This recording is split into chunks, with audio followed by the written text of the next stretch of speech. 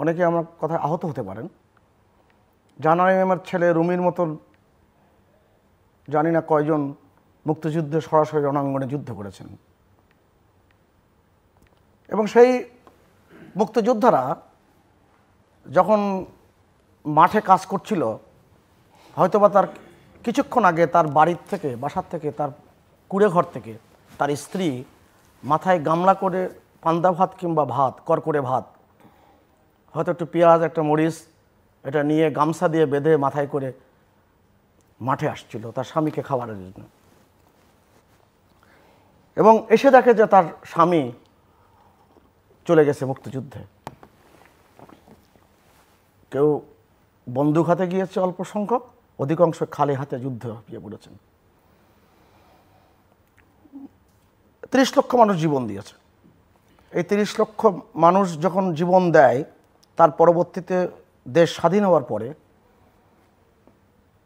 তার বয়স যদি হয়ে থাকে 22 কিংবা 23 কিংবা 24, ওই সময়কার প্রেক্ষাপটে আমি বলছি,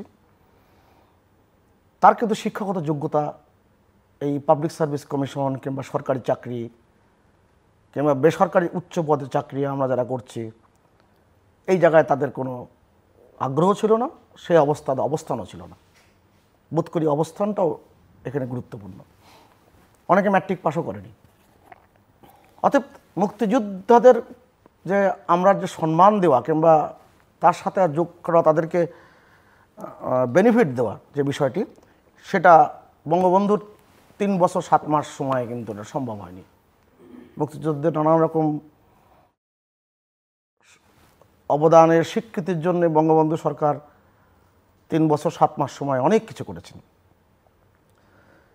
কিন্তু বঙ্গবন্ধু সহ জাতীয় নেতাদের হত্যাকাণ্ডের পরে এই যেই 21 বছর বাংলাদেশ গিয়েছে, সেই 21 বছরে মুক্তিযোদ্ধারা মূল্যায়িত হয়নি, এবং তার সন্তান জন্মলাভ করেছে কারোর অধিকাংশই মুক্তিযুদ্ধের পরে।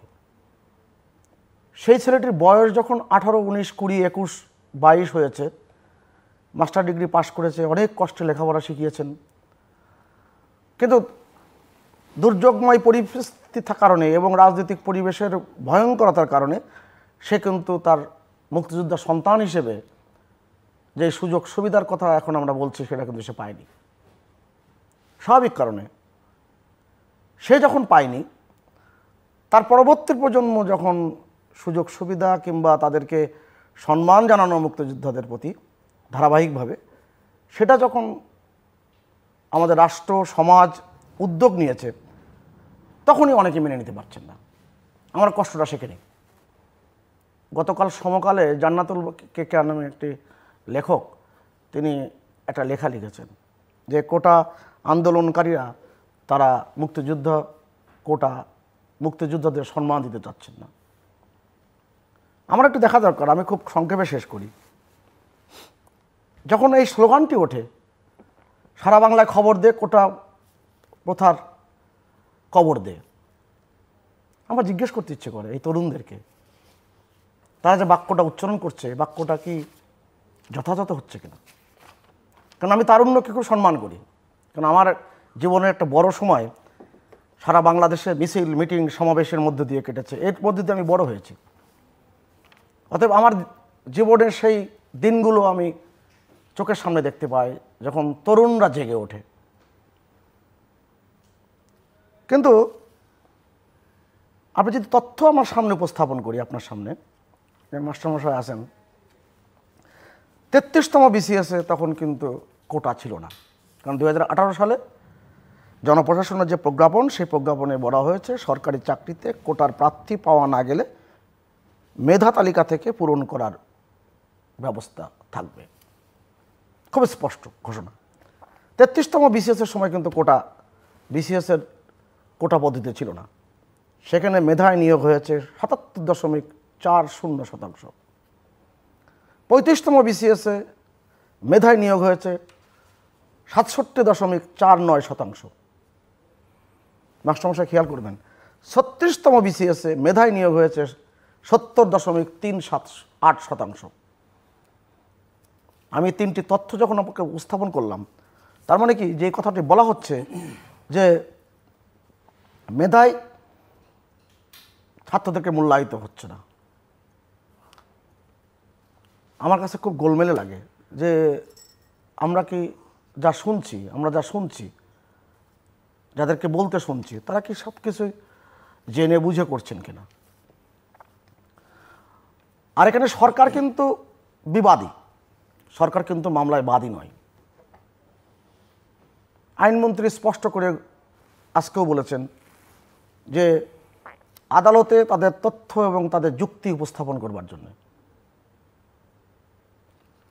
সেখানে বিশ্ববিদ্যালয়ের আমার মাস্টারমশাইরা তারা এখন আন্দোলন করছেন এবং এই প্রথম সর্বাত্মক আন্দোলন। কখনো লাইব্রেরি বন্ধ হয়নি, ল্যাবরেটরি বন্ধ হয়নি, এবং সেই সর্বাত্মক আন্দোলনে আমি তো মনে করতেছিলাম বিশ্ববিদ্যালয় ক্লাবও বন্ধ। তো আমি গতকালকে যে ক্লাবটা খোলা পেয়েছি। অতএব আমার কাছে আমার মনে হয় শিক্ষকদের প্রসঙ্গটা একটু পরে আমি বলছি না, এর মধ্যে যুক্ত হওয়ার কারণটা এটা বলছি। আজকে যে মিছিলের যে তরুণদের সমাবেশ দেখছেন, এই তরুণদেরকে আমি খুব শ্রদ্ধা করি, কারণ আমার বয়স এখন 59 বছরের কাছাকাছি। আমার সন্তান তুল্য বয়স আমার, আর ঠিক সময়ে যদি সংসার করতাম এর চেয়ে অনেক বড় ছেলে থাকতো। আমাদের বন্ধু বান্ধব যে আমরা ফার্মেসি ডিপার্টমেন্টের ছাত্র, দেশে বিদেশে তাদের অনেক নাতি নাতনি নিয়ে তারা বসবাস করছে, সুখে শান্তিতে আছে। যেহেতু মিছিলের মানুষ, অতএব মিছিলকে জীবনের পথ হিসেবে মেনে নিয়েছিলাম। এবং পেশাগত জীবনে আমি খারাপ করছি না, অনেক অনেক ভালো করছি, এটা আমার অহংকার।